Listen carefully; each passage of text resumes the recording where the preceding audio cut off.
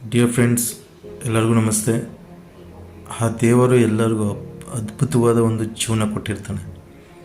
ಹುಟ್ಟುವಾಗಲೇ ಎಲ್ಲರನ್ನು ಬಡವರಾಗಿ ಹುಟ್ಟಿರಲ್ಲ, ಎಲ್ಲರನ್ನೂ ಬುದ್ಧಿಮಂದವಾಗಿ ಹುಟ್ಟಿರಲ್ಲ, ಎಲ್ಲರನ್ನೂ ದರಿದ್ರತನ ಬರೋ ಥರ ಸೃಷ್ಟಿ ಮಾಡಿರಲ್ಲ.